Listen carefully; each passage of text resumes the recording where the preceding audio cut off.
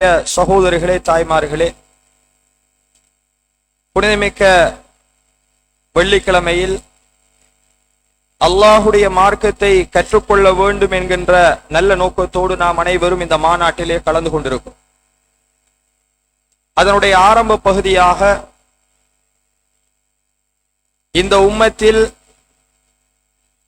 வெற்றி பெற்ற கூட்டத்தினர் யார் என்கின்ற ஒரு மிக முக்கியமான தலைப்பில் ஒரு சில செய்திகளை உங்களோடு பகிர்ந்து கொள்ளலாம் என்று ஆசைப்படுகிறேன். கண்ணியத்துக்குரிய அல்லாஹ்வின் நல்லடியார்களே, அன்பு சகோதரிகளே, தாய்மார்களே, இந்த தலைப்பை பொறுத்தவரைக்கும் நானும் நீங்களும் கூர்ந்து கவனிக்க வேண்டிய இஸ்லாத்தினுடைய மிக முக்கியமான அடிப்படைகளை எங்களுக்கு தெளிவூட்டுகின்ற மிக முக்கியமான ஒரு தலைப்பு. வெற்றி பெறுகின்ற கூட்டத்தினர் யார்? அப்படி என்றால் என்ன? இந்த உலகத்தில் வாழ்ந்து பிறந்து இபாதத்துகள் செய்து ஏன் இந்த இடத்தில் நாங்கள் ஒன்று கூடி இருக்கின்ற அதனுடைய நோக்கமும் கூட இறுதியில் நாம் அனைவரும் சுவர்க்கம் செல்ல வேண்டும் என்கின்ற ஒற்றை நோக்கத்திற்காகத்தான் நாம் இங்கே ஒன்று கூடி இருக்கிறோம். இந்த உலகத்தில் வாழ்ந்து கொண்டு கூட இருக்கிறோம். எனவே அந்த சுவர்க்கத்திற்கு எங்களை கொண்டு போய் சேர்க்கின்ற அந்த காரணிகள் என்ன?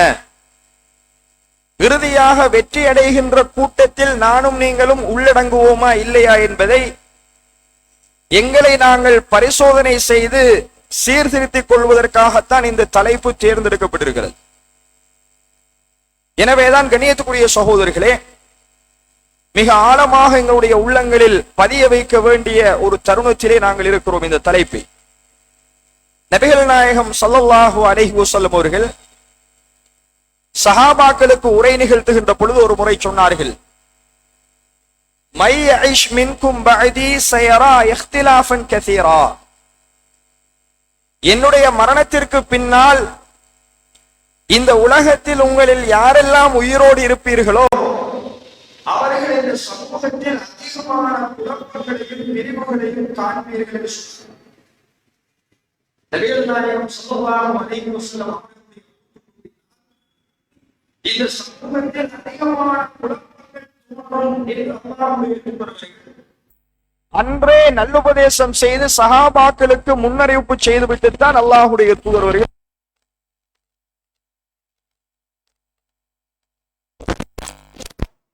அல்லாஹ்வுடைய தூதர் ஸல்லல்லாஹு அலைஹி வஸல்லம் அவர்கள் இந்த சமுதாயத்தை விட்டும் பிரிந்து வஃபாத்தாகிய மறுகணமே அங்கே பல குழப்பங்கள் நிகழ்ந்ததை நாங்கள் பார்க்கிறோம். 5000க்கும் மேற்பட்டவர்கள் இஸ்லாத்தை விட்டு வெளியே போனார். ரசூலுல்லாஹி ஸல்லல்லாஹு அலைஹி வஸல்லம் அவர்களுடைய மௌத்துக்கு பின்னால் அல்லாஹ்வுடைய தூதருடைய மௌத்து செய்தியை கேள்விப்பட்டவுடன் ஒரு நபி மரணிப்பாரா? நபிகளாருடைய போதனை ஏற்றவர்கள், நபிகளாரை கண்ணால் கண்டவர்கள், மதீனாவுக்கு வெளியே ஆங்காங்கே அல்லாஹ்வுடைய தூதர் சொன்ன மார்க்கத்தை பின்பற்றி கொண்டிருந்தவர்கள் நபிகளாருடைய மரண செய்தி கேட்டவுடன் நபி மரணிப்பாரா என்கின்ற ஒரு கேள்வியை முன்வைத்து, எனவே அல்லாஹ்வுடைய தூதர் மரணித்து விட்டார் என்று சொன்னால் இனிமேல் இந்த மார்க்கத்தில் எங்களால் இருக்க முடியாது என்று முர்த்தத்துகளாக மாறினார். இஸ்லாத்தை விட்டும் வெளியிலே போனார்கள். அவர்களோடு அபூபக்கர் சித்தீக் ரலியல்லாஹு அன்ஹு அவர்கள் முதலாவது ஹலீஃபா மிக பெரும் ஒரு யுத்தத்தை மேற்கொண்டார் என்கின்ற வரலாற்றை நாங்கள் பார்க்கிறோம். எனவே அல்லாஹ்வுடைய தூதர் அவர்கள் சொன்ன பொன்மொழி பல ஆண்டுகள் எடுக்கவில்லை. நபிகளார் மரணித்த அடுத்த கணமே அந்த சமூகத்தில் குழப்பங்கள் தோன்றியது. பல பிரிவுகளாக பிரிந்தார்கள். இஸ்லாமிய வரலாற்றில் முதலாவதாக வெளியேறிய வழிகட்ட ஒரு பிரிவாக ஹவாரிஜிகள் சஹாபாக்களுடைய காலத்தில் வெளியேறி போனார்கள் என்பதை எல்லாம் பார்க்கிறோம்.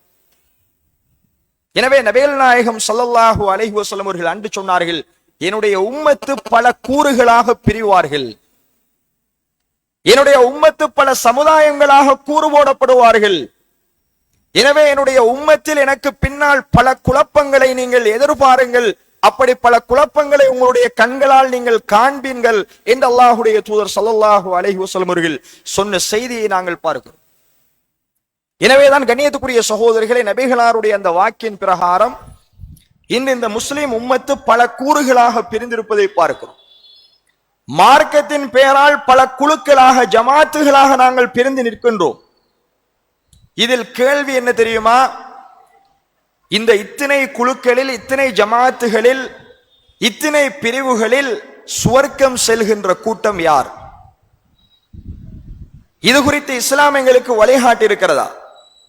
ஃபித்னாக்கள் நிறைந்த இந்த காலகட்டத்தில் பல ஜமாத்துகளும் பல பிரிவுகளும் ஒவ்வொருத்தரும் தங்களுக்கென்ற ஒரு மார்க்கத்தை சொல்லிக் கொள்கிறார்கள். ஒவ்வொருத்தரும் தங்களுக்கென்ற ஒரு அகீதாவை சொல்கிறார்கள்.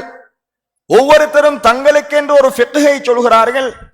ஒவ்வொருத்தரும் தான் சொல்வதுதான் நேர்வழி என்று சொல்கிறார்கள். என்னோடு சேர்ந்தால் நீங்கள் நேர்வழியில் இருப்பீர்கள், அவர்களோடு சேர்ந்தால் வழிகட்டு போவீர்கள் என்று சொல்கிறார்கள்.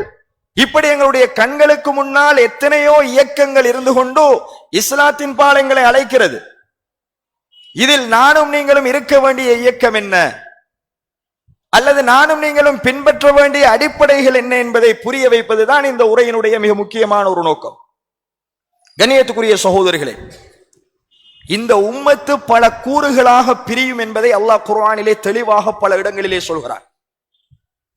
அல்லாஹு தஆலா குர்ஆனிலே சொல்கிற பொழுது, வலவ் ஷாஅ ரப்புக லஜஅலன் நாஸ உம்மத்தன் வாஹிதா, சூரா ஹூதுடைய 118வது வசனத்தில் அல்லாஹ் சொல்கிறான், நபியே, அல்லாஹ் நாடி இருந்தால் இந்த உம்மத்தை எந்த கருத்து வேறுபாடுகளும் இல்லாமல் ஒரே உம்மத்தாக ஆக்கி இருக்க முடியும். ஆனால் அல்லாஹ் ரப்புல் ஆலமீன் இந்த உம்மத்தை ஒரே உம்மத்தாக ஆக்காமல் பல பிரிவுகளாக ஆக்கியிருப்பதற்கு காரணம் என்ன தெரியுமா? வலா யஸாலூன முக்தலிஃபீன், அவர்கள் எப்பொழுதும் தங்களுக்குள் முரண்பட்டு கொண்டே இருப்பார்கள் என்று அல்லாஹ் சொல்கிறான். மார்க்கத்தின் பெயரால் இந்த சமூகம் கூறு போடப்படும். மார்க்கத்தின் பெயரால் இந்த சமூகம் பிரிந்து நிற்கும், பல குழுக்கள் உருவாகும், ஜமாத்துகள் உருவாகும் என்பதை அல்லாஹுடைய திருமறை குர்ஆன் அன்றே சொன்னது. இல்லா மன் ரஹிம ரப்புக், யாருக்கு உன்னுடைய ரப்பு அருள் செய்தானோ அவர்களை தவிர, என்னதான் பிரிவுகள் உண்டானாலும் அவர்கள் நேர்வழியிலே இருப்பார்கள் என்று அல்லாஹ் சொல்கிறான். அந்த நேர்வழிக்குரியவர்கள் யார்? இத்தனை குழுக்களில், இத்தனை ஜமாத்துகளில் சுவர்க்கம் போகின்ற அந்த ஒரு கூட்டம் யார்? அல்லாஹுடைய திருமறை குர்ஆன் சொல்கிறது. இன்னும் அல்லாஹ் சொல்கிறான், வலவ் ஷா அல்லாஹு லஜஅலகும் உம்மத்தன் வாஹிதா, அல்லாஹ் நாடி இருந்தால் உங்களை ஒரே உம்மத்தாக ஆக்கியிருப்பான். ஃபீமா லியப்லுவக்கும் ஃபீமா ஆதாக்கும், ஆனால் அல்லாஹ் அப்படி ஆக்காமல் விட்டிருப்பது அவன் உங்களிடத்தில் தந்ததிலிருந்து உங்களை சோதிப்பதற்காக என்று அல்லாஹுடைய குர்ஆன் சொல்கிறது. எங்களை பல ஜமாத்துகளாக அல்லாஹ் ஆக்கியிருப்பது அவன் தந்ததில் எங்களை சோதிப்பதற்கு. அவன் தந்தது என்றால் என்ன கண்ணியத்துக்குரிய சகோதரர்களே? எங்களுக்கு யாப்பாக அல்லாஹ் குர்ஆனை தந்திருக்கிறான். அந்த குர்ஆனுக்கு விளக்கமாக ரசூலுல்லாவை அனுப்பி ஸல்லல்லாஹு அலைஹி வஸல்லம் குர்ஆனை விளங்கப்படுத்துமாறு நபிகளாருடைய சுன்னாவை அல்லாஹ் எங்களுக்கு தந்திருக்கிறான். எனவே எதை நாம் அவர்களுக்கு கொடுத்தோமோ அதில் அவர்களை நாம் சோதிப்பதற்காகத்தான் அவர்களை கூறுகளாக ஜமாத்துகளாக பிரிந்து நிற்க விட்டிருக்கிறோம் என்று அல்லாஹுடைய திருமறை குர்ஆன் சொல்லிவிட்டு சொல்கிறது, ஃபஸ்தபிகுல் ஹைராத், எவைகள் நலவோ அவைகளில் நீங்கள் முந்திக் கொள்ளுங்கள், எது நன்மையான காரியங்களோ அவைகளிலே நீங்கள் முந்திக் கொள்ளுங்கள் என்று அல்லாஹுடைய குர்ஆன் சொல்கிறது. சொல்லிவிட்டு அல்லாஹ் ரப்புல் ஆலமீன், நீங்கள் எத்தனை குழுக்களாக பிரிந்தாலும் உங்களில் வெற்றி பெறுகின்ற கூட்டத்தை நாங்கள் எப்பொழுது சொல்லுவோம் தெரியுமா? உங்களுக்கு நாளை மறுமையில் தான் உங்களுக்கு நாங்கள் தீர்ப்பளிப்போம் என்று அல்லாஹ் சொல்றார். நீங்க உலகத்தில் எப்படி வேண்டுமானாலும் வாழ்ந்து மரணிக்கலாம், நீங்க இந்த உலகத்தில் எதை வேண்டுமானாலும் பின்பற்றலாம், எந்த ஜமாத்தோடும் நீங்கள் கைகோர்க்கலாம், இந்த உலகத்தில் உங்களுடைய மனதிற்கு எது சரியாகப்படுகிறதோ அதை நீங்கள் வழிநடத்தி பின்தொடர்ந்து செல்லலாம். ஆனால் அல்லாஹுடைய திருமறை குர்ஆன் சொல்கிறது, அது குறித்து நாளை மறுமையில் உங்களுக்கு நாங்கள் தீர்ப்பளிப்போமே, அப்பொழுது நீங்கள் புரிந்து கொள்வீர்கள் யார் உண்மையான வெற்றியாளர், யார் அந்த வெற்றி பெற்ற கூட்டம் என்பதை அல்லாஹுடைய திருமறை குர்ஆன் சொல்கிறது. அல்லாஹ் சொல்கிறான், சும்ம இலா ரப்பிக்கும் மர்ஜிஉக்கும், நீங்கள் இந்த உலகம் அழிக்கப்பட்டு மௌத்தானால் மீளுகின்ற இடம் அல்லாஹ்விடத்தில். ஃபயுனப்பிஉக்கும் பிமா குன்தும் ஃபீஹி தக்தலிஃபூன், எதில் நீங்கள் உங்களுக்குள் கருத்து வேற்றுமை பட்டுக் கொண்டீர்களோ அதற்குரிய தீர்வை அல்லாஹ் ரப்புல் ஆலமீன் நாளை மறுமையிலே உங்களுக்கு அறிவிப்பான் என்று அல்லாஹுடைய குர்ஆன் சொல்கிறது. இன்னும் அல்லாஹ் சொல்கிறான், ஃபல்லாஹு யஹ்குமு பைனஹும் யௌமல் கியாமத்தி ஃபீமா கானூ ஃபீஹி யக்தலிஃபூன். எதில் அவர்கள் முரண்பட்டு கொண்டார்களோ அது பற்றிய தீர்வை அவர்களுக்கு நாங்கள் நாளை மறுமையிலே அறிவிப்போம்.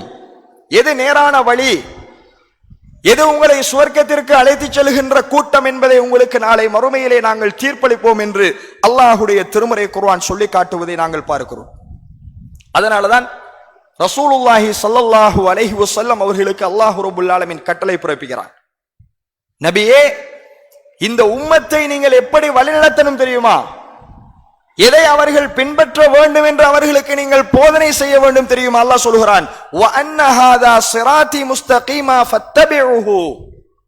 நபியே, நீங்கள் சொல்லுங்கள், இதுதான் என்னுடைய நேரான பாதை, நான் கொண்டு வந்த சத்திய பாதை, இதையே நீங்கள் பின்பற்றுங்கள் என்று நபியே நீங்கள் அவர்களுக்கு சொல்லுங்கள்.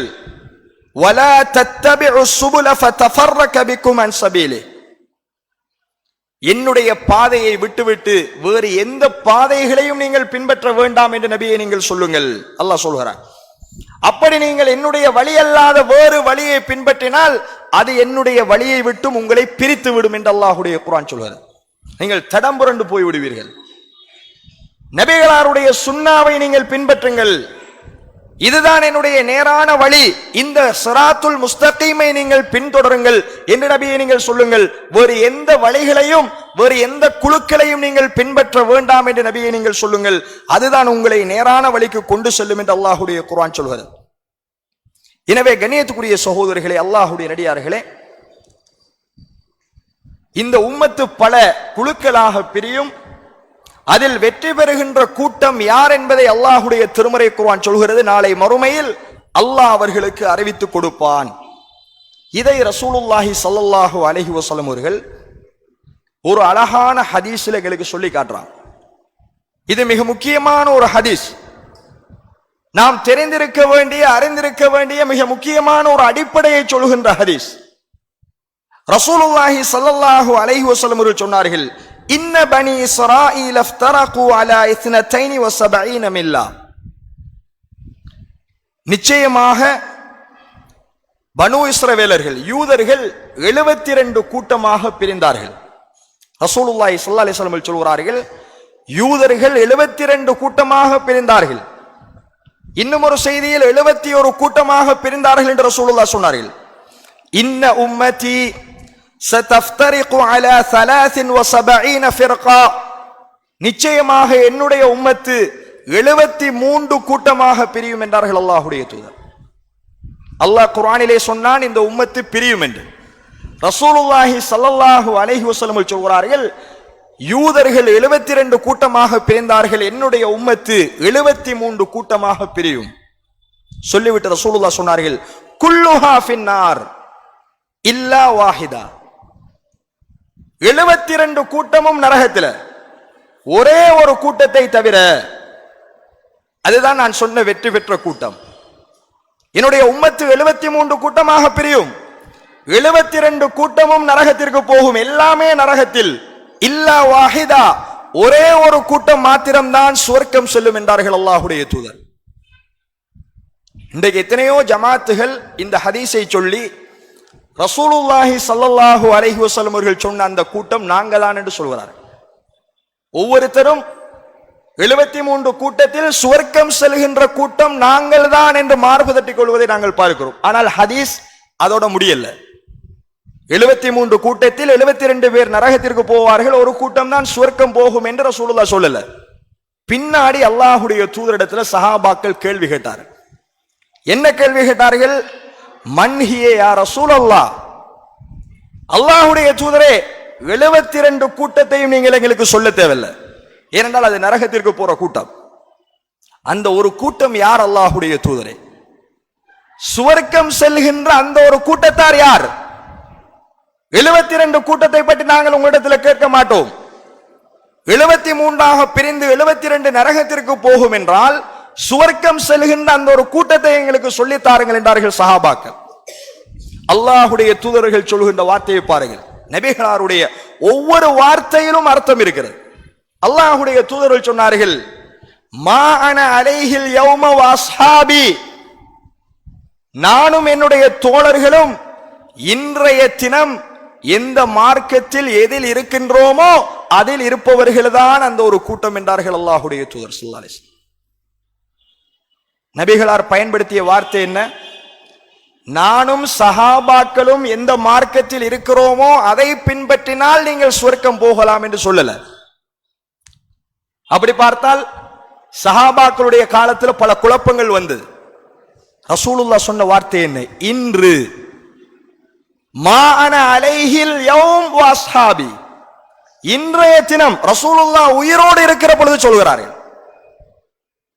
இன்றைய நாளில் நான் எதில் இருக்கின்றேனோ, என்னுடைய தோழர்கள் சஹாபாக்கள் எதில் இருக்கின்றார்களோ, அதில் யாரெல்லாம் மறுமை வரைக்கும் அந்த பாதையில் பயணிக்கிறார்களோ அவர்கள்தான் சுவர்க்கம், மற்ற 72 கூட்டமும் நரகத்தில் என்றார்கள் அல்லாஹ்வுடைய தூதர். கண்ணியத்துக்குரிய சகோதரர்களே, எங்களுடைய கேள்விக்கான விடை கிடைத்து விட்டது. சுவர்க்கம் செல்கின்ற கூட்டம் யார்? நபிகளார் மரணிப்பதற்கு முன்னால் எதை சொன்னார்களோ, எதை போதித்தார்களோ, சஹாபாக்கள் ரசூலுல்லாவை உயிரோடு இருக்கின்ற பொழுது எப்படி பின்பற்றினார்களோ அந்த ரசூலுல்லாவுடைய பாதையை பின்பற்றுபவர்கள் தான் அந்த சுவர்க்கத்துக்கு உரியவர்கள். இதுல நீங்க எந்த ஜமாத்தை கொண்டு வந்து இணைத்து பார்த்தாலும் விடை கிடைச்சிடும். ஒரே ஒரு கேள்விதான் கேட்க வேண்டும். ரசூலுல்லாஹி ஸல்லல்லாஹு அலைஹி வஸல்லம் அவர்கள் செய்தார்களா, சஹாபாக்கள் செய்தார்களா? விடை ஆம் என்றிருந்தால் அது சுவர்க்கத்துக்குரிய பாதை. நபிகளார் செய்தார்களா, சஹாபாக்கள் செய்தார்களா? விடை இல்லை என்றால் 72 கூட்டத்தில் போய்விடுவார். இது மார்க்கம் தந்த மிக முக்கியமான ஒரு அளவுகோல்.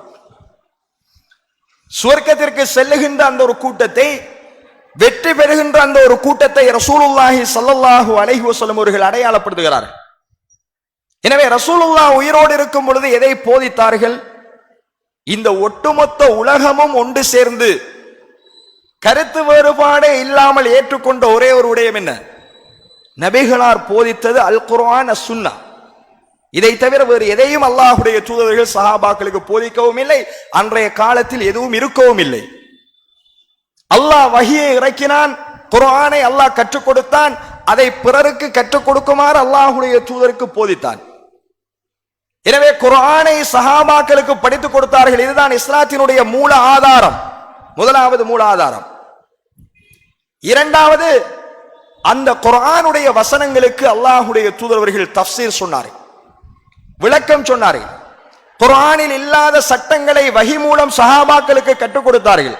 அதை அல் ஹதீஸ் அஸ் சுன்னா என்று சொல்கிறோம், நபிகளாருடைய வழிமுறை. எனவே சஹாபாக்கள் பின்பற்றியதும் அல்லாஹ்வுடைய தூதர்கள் கற்றுக் கொடுத்ததும் அல் குர்ஆனும் அஸ் சுன்னாவும் மட்டும்தான். அதைத்தான் அல்லாஹ்வுடைய தூதர்கள் சொல்கிறார்கள், இன்றைய தினம் நானும் என்னுடைய தோழர்களும் எதில் இருக்கின்றோமோ அதை யாரெல்லாம் பின்பற்றுகின்றார்களோ அவர்கள்தான் அந்த 73 கூட்டத்தில் சுவர்க்கம் செல்கின்ற ஒரே ஒரு கூட்டம் என்று சொன்னார். எனவே கண்ணியத்துக்குரிய சகோதரர்களே, அல்லாஹ்வுடைய நடிகார்களே, இந்த ஒரு கூட்டத்தை நாங்கள் அடையாளம் காண வேண்டும் என்றால் அல்லாஹ்வுடைய தூதர்களுடைய 23 வருட கால வாழ்க்கையை நாங்கள் படிக்கணும். ஒருவர் எதை கொண்டு வந்து இது இபாதத் என்று சொன்னாலும், இது எங்களுடைய அகீதா என்று சொன்னாலும், இப்படித்தான் தொழ வேண்டும் என்று சொன்னாலும் நாங்கள் எங்க போகணும்? அல்லாஹ் குர்ஆனிலே சொல்கிறான், ஃபஇன் தனாஸஅதும் ஃபீ ஷைஇன் ஃபருத்தூஹு இலல்லாஹி வர் ரசூல். நீங்கள் ஏதாவது ஒரு விடயத்தில் கருத்து வேற்றுமை பட்டுக் கொண்டால் எங்கு போக வேண்டும் தெரியுமா? தீர்ப்பு கேட்டு அல்லாஹ்வின் பாலும் அல்லாஹ்வுடைய தூதரின் பாலும் அதை நீங்கள் மீட்டி பாருங்கள் என்று அல்லாஹ்வுடைய குர்ஆன் சொல்வார். குர்ஆன் ஹதீஸ். அல்லாஹ்வின் பால் என்றால் அல்லாஹ்வுடைய குர்ஆன், அல்லாஹ்வுடைய தூதரின் பால் என்றால் அல்லாஹ்வுடைய தூதருடைய சுன்னா. எனவே மார்க்கத்தில் எதை நாங்கள் இபாதத் என்று கடைபிடிப்பதானாலும் மார்க்கம் என்று செய்வதானாலும் அவைகளை நாங்கள் குர்ஆன் சுன்னாவில் இருந்து மட்டும்தான் எடுக்க வேண்டும் என்பதை இஸ்லாம் மிக பெரும் ஒரு அடிப்படையாக எங்களுக்கு சொல்லி தந்திருப்பதை பார்க்கிறோம். எனவே கண்ணியத்துக்குரிய சகோதரர்களே, அல்லாஹ்வுடைய நடிகார்களே, நபிகளார் ஸல்லல்லாஹு அலைஹி வஸல்லம் அவர்கள் மிக முக்கியமான 2 அடிப்படைகளை சஹாபாக்களிடத்தில் விதைத்தார்கள். ஒன்று லா இலாஹ இல்லல்லாஹ், இரண்டாவது முஹம்மதுர் ரசூலுல்லாஹ். கலிமாவை சொல்லிக் கொடுத்து வணக்கத்திற்கு தகுதியான இறைவன் அல்லாஹ்வை தவிர வேறு யாரும் இல்லை, இந்த உலகத்தில் செய்கின்ற எந்த இபாதத்தாக இருந்தாலும் அல்லாஹுக்கு மட்டுமே செய்ய வேண்டும் என்கின்ற கலிமா தௌஹீதை சொன்னார். அந்த கலிமாவுக்கு எதிர் நிகரான ஷிர்க்குடைய அம்சங்களை சஹாபாக்களுக்கு தெளிவுபடுத்தினார். அதுபோல் அல்லாஹுடைய தூதர்கள் சுன்னாவை பின்பற்றுவதனுடைய முக்கியத்துவத்தை சொன்னார்கள். சுன்னாவை பின்பற்றுவதனுடைய அவசியத்தை எடுத்து சொல்லிவிட்டு அல்லாஹுடைய தூதர்கள் பித்ஆவை எச்சரித்தார்கள். பித்ஆ என்றால் என்ன கண்ணியத்துக்குரிய சகோதரர்களே?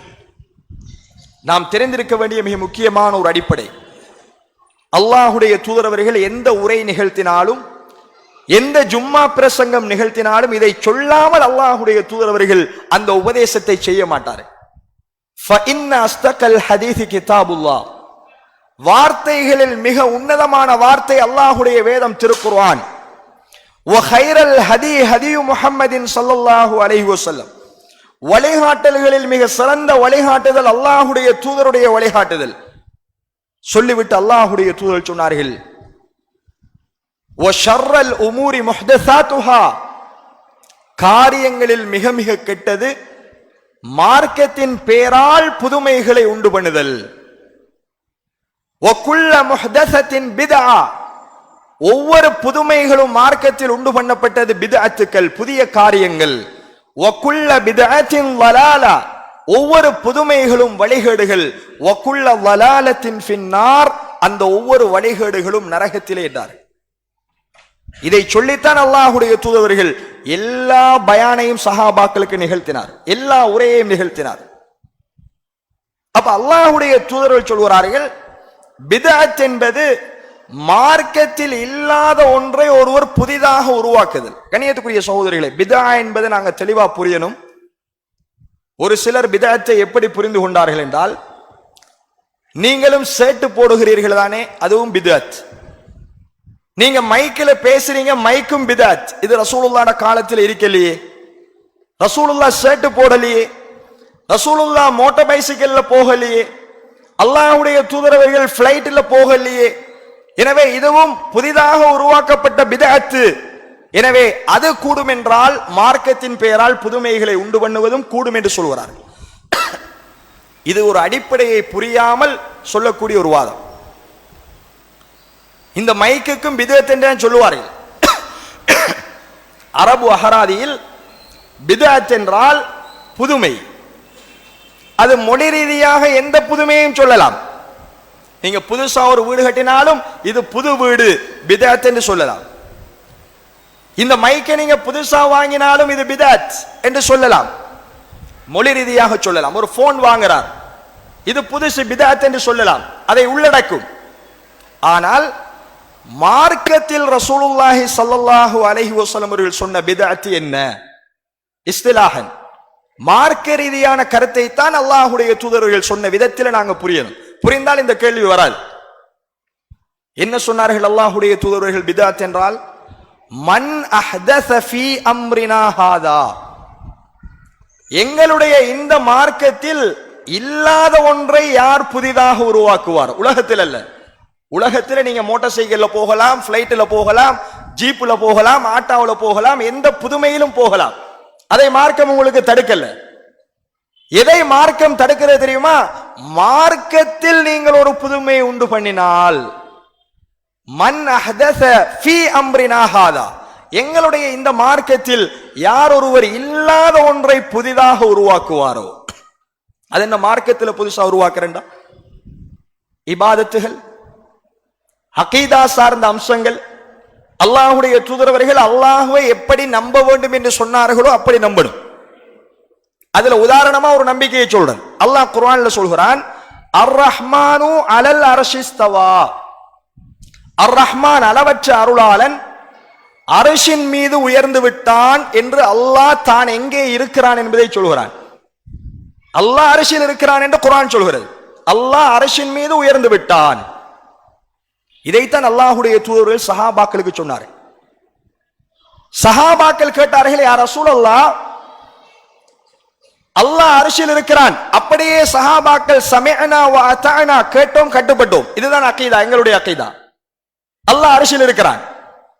இரண்டாவது கேள்வியில் அகீதாவில் எப்படி இருக்கிறான், எதில் இருக்கிறான், நம்மளை போல இருக்கிறான் என்று கேள்வி கேட்டால் அது பாத்தில், வழிகேடு. அல்லாஹ் இருக்கிறான், அவனுடைய சக்திக்கு ஏற்ப, அவனுடைய ஜலாலியத்துக்கு ஏற்ப, அவனுடைய மகத்துவத்திற்கு ஏற்ப இருக்கிறான் எங்களுக்கு தெரியாது. ஏன் அது சொல்லப்படல? அல்லாஹ் அர்ஷின் மீது உயர்ந்து விட்டான். ஹலக்க சமாவாதி வல்லார்ல, வானத்தையும் பூமியையும் அல்லாஹ் படைத்தான். சும்மஸ்தவா அலல் அர்ஷ், பிறகு அர்ஷின் மீது அல்லாஹ் உயர்ந்து விட்டான் என்று அல்லாஹ் சொல்கிறான். எனவே அல்லாஹ்வுடைய தூதர் ஸல்லல்லாஹு அலைஹி வஸல்லம் அவர்கள் சஹாபாக்களுக்கு அதை போதித்தார்கள். ஒட்டுமொத்த சஹாபாக்களும் நம்பினார்கள் அல்லாஹ் அர்ஷில் இருக்கிறான். இன்றைக்கு வரைக்கும் நம்மட நம்பிக்கை அதுதான். இப்போ ஒருவர் வந்து சொல்கிறார், அல்லாஹ் அர்ஷில் இருக்கிறான் என்று நம்பக்கூடாது, அல்லாஹ் எல்லா இடத்திலும் இருக்கிறான், அல்லாஹ் தூணிலும் இருக்கிறான், அல்லாஹ் துரும்பிலும் இருக்கிறான், எங்களுக்கு கூடையும் இருக்கிறான், எல்லா இடங்களிலும் அல்லாஹ் இருக்கிறான் என்று ஒரு ஆள் சொல்றார். இதுதான் அகீதா என்று சொல்கிறார். இப்ப எங்கள் அடிப்படை என்ன? நாங்க முதல் பார்த்தது என்ன பிரச்சனை வந்தாலும் நானும் என்னுடைய தோழர்களும் இன்றைய தினம் எதில் இருக்கிறோமோ அதை பின்பற்றவர்கள் தான் அந்த வெற்றி பெற்ற கூட்டம். அல்லாஹ்வுடைய தூதர்கள் அல்லாஹ் எங்கும் இருக்கிறான் என்று சொன்னார்களா? இல்லை. ஹதீதுகளிலும் குர்ஆனிலும் மிக தெளிவாக ரசூலுல்லாஹ் சொன்னது என்ன? அல்லாஹு தஆலா அர்ஷிலே இருக்கிறான். ஒரு சஹாபி வருகிறார் அல்லாஹ்வுடைய தூதரிடத்தில், யா ரசூலல்லாஹ், என்னுடைய அடிமை இடத்தில் ஆடுகளை மேய்ப்பதற்காக பாரம் கொடுத்திருந்தேன். அவள் ஆடுகளை மேய்க்கின்ற பொழுது ஒரு ஆட்டை ஒரு ஓனாய் தூக்கி கொண்டு போய்விட்டது. யா ரசூலல்லாஹ், கோபத்தில் அறைந்து விட்டேன், அடித்து விட்டேன். கவலை தாங்க முடியாமல் அல்லாஹ்வுடைய தூதரிடத்தில் வருகிறார். வந்து சொன்னார், யா ரசூலல்லாஹ், இப்படி ஒரு சம்பவம் நடந்தது, என்னுடைய அடிமை அடித்து விட்டேன், இதற்கு ஏதாவது உபகாரம் இருக்கிறதா? ரசூலுல்லாஹி ஸல்லல்லாஹு அலைஹி வஸல்லம் அவர்கள் சொன்னார்கள், அந்த அடிமையை கூட்டி வாருங்க. அடிமையை கொண்டு வரப்பட்டால் அல்லாஹ்வுடைய தூதர்கள் கேட்ட முதலாவது கேள்வி என்ன தெரியுமா? ஐன் அல்லாஹ், அல்லாஹ் எங்கே இருக்கிறான்? ஹதீஸ்ல வாரது, ரசூலுல்லாஹ் சுன்னா, அல்லாஹ் எங்கே இருக்கிறான்? அந்த பெண் சொன்னால் ஃபிஸ் ஸமா, அல்லாஹ் வானத்திலே இருக்கிறான். இரண்டாவது கேள்வி, மன் அன, நான் யார்? நீங்கள் முஹம்மதுர் ரசூலுல்லாஹ் என்று சொன்னார். அல்லாஹ்வுடைய தூதர்கள் சொன்னார்கள், ஃபஇன்னஹா முஃமினா, அவள் ஒரு மூமினான பெண், அவளை விடுதலை செய்து விடு என்று சொன்னார்கள் அல்லாஹ்வுடைய தூதர். ஆதாரபூர்வமான செய்தி, கண்ணியத்துக்குரிய சகோதரர்கள். அப்ப கொண்டு வரப்பட்ட ஒரு அடிமையினுடைய நம்பிக்கை அல்லாஹ் வானத்திலே இருக்கிறான். அல்லாஹ் குர்ஆனிலே சொல்கிறான், வானத்திலே எங்கே இருக்கிறான்? 7 வானங்கள் கடந்து அர்ஷின் மீது அல்லாஹ் இருக்கிறான் என்பதை அல்லாஹ்வுடைய குர்ஆன் எங்களுக்கு இன்னும் தெளிவா சொல்லுது. எனவே ரசூலுல்லாஹ்வின் நம்பிக்கையும் சஹாபாக்களும் நம்பிக்கையும் அல்லாஹ் வானத்தில் 7 வானங்கள் கடந்து அர்ஷின் மீது இருக்கிறான் என்பதுதான். எனவே இதுக்கு மாற்றமான ஒரு கருத்து வருமாக இருந்தால் நிச்சயமாக அது வழிகேடு. நிச்சயமாக அது ரசூலுல்லாஹ் போதித்த அகீதா அல்ல. இதுதான் மார்க்கத்தில் புதுமையை உண்டு பண்ணுதல். அகீதாவுல ஒரு பித்அத்தை உண்டு பண்ணினால் அது முக்கஃபிரா. பித்ஆவை அறிஞர்கள் 2 விதமா பிரித்தார்கள். எங்களை குஃபருக்கு கொண்டு போகின்ற பித்அத், அப்படி அல்லாமல் குஃபர் இல்லாமல் எங்களை பாவத்தில் தள்ளுகின்ற பித்அத். பித்ஆ முக்கஃபிரா, பித்ஆ கைரு முக்கஃபிரா. அப்ப அகீதாவுடைய அம்சத்தில் கண்ணியத்துக்குரிய சகோதரர்களே, ஒருவர் இப்படியான நம்பிக்கைகளை கொள்வாராக இருந்தால், அல்லாஹ் எங்கும் இருக்கிறான் என்று சொன்னால் அவர் தெளிவான வழிகேட்டில் குஃபருக்கு போயிடுவார், பித்ஆ முக்கஃபிராக்கு போயிடுவார். அது மாதிரி தான் இன்னும் ஒரு அகீதாவுடைய அம்சத்தை உங்களுக்கு விளங்கணும் என்று சொல்ல, அல்லாஹுக்கு உருவம் இருக்கா இல்லையா? உருவம் என்ற உடனே மனுஷன் மாதிரி நம்ம சிந்திக்க கூடாது. லைஸக மிஸ்லிஹி ஷைஉன், அவனை போல எதுவுமே இல்லை என்று அல்லாஹ் குர்ஆன்ல சொல்ல. என்ன போல யாரும் இல்லை என்று நான் சொன்னால் நானே இல்லை என்பது அதன் அர்த்தம். என்ன போல யாரும் இந்த உலகத்தில் இல்லைன்னா நான் ஒருத்தன் இருக்கேன் என்பதுதான் அர்த்தம். அல்லாஹ் சொல்லுகிறான், லைஸக மிஸ்லிஹி ஷைஉன், அவனை போல யாரும் இல்லை. அப்ப அவன் ஒருவனாக இருக்கிறான். அந்த தோற்றத்தை இந்த உலகத்தில் யாரும் பார்க்கல. அல்லாஹ்வை இந்த உலகத்தில் யாரும் பார்க்கல, பார்க்கவும் முடியாது. அல்லாஹ் சொல்கிறான், லா துத்ரிகுல் அப்சார், உங்களுக்கு தரப்பட்டிருக்கிற பார்வை அவனை அடையாது. அல்லாஹ்வை பார்க்க இயலான்னு சொல்லல, நல்லா கவனிங்க. அல்லாஹ்வை பார்க்க இயலாது என்று அல்லாஹ் சொல்லல. என்ன சொல்கிறான்? உங்களுடைய பார்வை அவனை அடையாது என்றுதான் சொல்கிறான். ஆனால் அல்லாஹ்வை மறுமையில பார்க்கலாம் என்று சொல்கிறான். ரசூலுல்லாஹ்வுடைய சஹாபாக்கள் கேட்டார்கள், ஹல் நரா ரப்பனா யௌமல் கியாமா, அல்லாஹ்வுடைய தூதரே, எங்களுடைய ரப்பை மறுமையில நாங்கள் பார்ப்போமா? ஆம். எப்படி ஒரு பூரண சந்திரனை நீங்கள் எந்த மேகமும் மறைக்காமல் எந்த வானமும் மறைக்காமல் உங்களால் பார்க்க முடியுமோ அப்படி நீங்கள் நாளை மறுமையில் அல்லாஹ்வை பார்ப்பீர்கள் என்றார்கள் அல்லாஹ்வுடைய தூதர். மறுமையில பார்க்கலாம் மூமின்கள், உலகத்தில் பார்க்கலாம். எனவே அல்லாஹுக்கு உருவம் இருக்கின்றது, அவனுடைய தகுதிக்கேற்ற உருவம் மறுமையில் தான் பார்க்க முடியும் என்று அல்லாஹ்வுடைய குர்ஆன் தெளிவாக சொல்லுது. இதுதான் எங்கட அகீதா, ரசூலுல்லாஹ் போதித்த அகீதா. ஒருவர் சொல்லுகிறார் அல்லாஹ் உருவம் இல்லாதவன். நாகூர் ஹனீஃபாட பாட்டுல கேட்டிருப்பீர்கள், உருவமற்ற இறைவன் படிக்கிறார். அல்லாஹ்க்கு உருவம் இல்ல, எங்கும் நிறைந்த இறைவன் படிக்கிறார் பாட்டில். எனவே இந்த அகீதா கண்ணியத்துக்குரிய சகோதரிகளை வழிகேடான அகீதா. அல்லாஹ் தன்னுடைய கையால் ஆதம் அலைஹிஸ்ஸலாத்தை படைத்ததாக சொல்கிறான். அல்லாஹ்வுக்கு கை இருக்கு, ஆனா எங்கட கை மாதிரி நாங்க கற்பனை பண்ண கூடாது. அந்த அல்லாஹ்வுடைய கையை மறுமையில தான் பார்க்கலாம், எப்படி என்று தெரியாது. அல்லாஹ் சொல்லல. நரகத்தில் தன்னுடைய பாதத்தை தூக்கி அல்லாஹ் வைப்பதாக சொல்கிறான். அல்லாஹ்வுக்கு பாதம் அல்லாஹ்வுக்கு பாதம் இருக்கிறது என்று ஹதீஸ்ல வந்திருக்கிறது. அதற்கு வேறு விளக்கம் கொடுக்கல் அல்லாஹ்வுடைய தூதர். பாதம் என்றே சொன்னார்கள், கையை கை என்றே சொன்னார்கள். இன்னும் அல்லாஹ்வுடைய குர்ஆன் சொல்கிறது, வயபகா வஜ்ஹு ரப்பிக ذுல் ஜலாலி வல் இக்ராம் குல்லு மன் அலைஹா ஃபான். எல்லாம் அழிந்துவிடும் அல்லாஹ்வுடைய முகத்தை தவிர. அல்லாஹ்வுக்கு முகம் இருக்கிறது, வந்திருக்கிறது ஹதீஸில், குர்ஆனில் வந்திருக்கிறது. அல்லாஹ் தன்னுடைய கெண்டை காலை காட்டுவான் நாளை மறுமையில், ரசூலுல்லாஹ் சுஜூது செய்வார்கள், ஹதீஸில் வந்திருக்கிறது. எனவே நாம் அல்லாஹுக்கு அவனுக்கே உரித்தான ஒரு உருவம் இருக்கிறது என்று நம்புகிறோம். எனவே எவர் ஒருவர் அல்லாஹுக்கு உருவமே இல்லை என்று மறுக்கிறாரோ அவர் மார்க்கத்தில் அகீதாவில் ஒரு புதுமையை பித்அத்தை உண்டு பண்ணியிருக்கிறார். எனவே அல்லாஹுக்கு உருவம் இல்லை என்று மறுப்பது பித்ஆ முகஃபிரா, எங்களை குஃப்ரில் தள்ளுகின்ற பித்அத். எனவே அகீதாவில் ஒருவர் முரண்பட்டால் அவர் அதற்கு பிறகு செய்கிற எந்த அமலும் ஏற்றுக்கொள்ளப்படாது. அகீதா அடிப்படையான அம்சம், இஸ்லாத்தினுடைய அடிப்படை என்று சொல்லுகிறோம். இது நான் உதாரணத்திற்கு உங்களுக்கு சொல்லி காட்டியது. மார்க்கத்தில் புதுமையை உண்டு பண்ணுது என்றால் வந்த ஒன்றை நாங்கள் மறுப்பது அல்லது புதிதாக ஒன்றை ஏற்படுத்துவது. கண்ணியத்துக்குரிய சகோதரர்களே, சுபஹுடைய தொழுகை, இப்ப அகீதாட பித்அத்தை பார்த்தோம். ஃபிக்ஹ்ல வரக்கூடிய பித்அத்தை பாருங்க. பித்ஆ கைர் முகஃபிரா, பாவத்தில் தள்ளுகின்ற பித்அத், ஆனால் பெரும் பாவம். என்ன பித்அத்? மன் அஹ்தஸ ஃபீ அம்ரினா ஹாதா மா லைஸ மின்ஹு ஃபஹுவ ரத்து. எங்கட இந்த மார்க்கத்தில் இல்லாத ஒன்றை எவர் புதிதாக உருவாக்குவாரோ அது நிராகரிக்கப்படும் என்றார்கள் அல்லாஹ்வுடைய தூதர். சுபஹுடைய தொழுகை 2 ரக்காத் என்று வந்திருக்கு. சுபஹுடைய தொழுகை 2 ரக்காத். ஒருவர் சொல்கிறார், சுபஹுடைய தொழுகையை நான் 3 ரக்காத்தாக தொழப் போகிறேன் அல்லது 6 ரக்காத்தாக தொழப் போகிறேன். நான் எழும்பி இருக்கிறேன், நீண்ட நேரம் இருக்கிறது, எனக்கு எந்த வேலையும் இல்லை, நான் 6 ரக்காத் தொழுதால் நன்மைதான் என்று தொழுகிறார். இவருடைய தொழுகை ஏற்றுக்கொள்ளப்படுமா, நிராகரிக்கப்படுமா? நிராகரிக்கப்படும் நிச்சயமா. ஏன்? என்ன சொல்லுவோம்? அல்லாஹ்வுடைய தூதர் அவர்கள் தொழுதது 2 தான். நீங்க 3 தொழுதாலும் அது ரிஜெக்ட், நீங்கள் 1 தொழுதாலும் ரிஜெக்ட். சுபஹ 6 ரக்காத்து தொழுதாலும் ஏற்றுக்கொள்ளப்படாது. நீங்க சூரியன் உதிக்கும் வரைக்கும் தொழுதாலும் ஏற்றுக்கொள்ளப்படாது.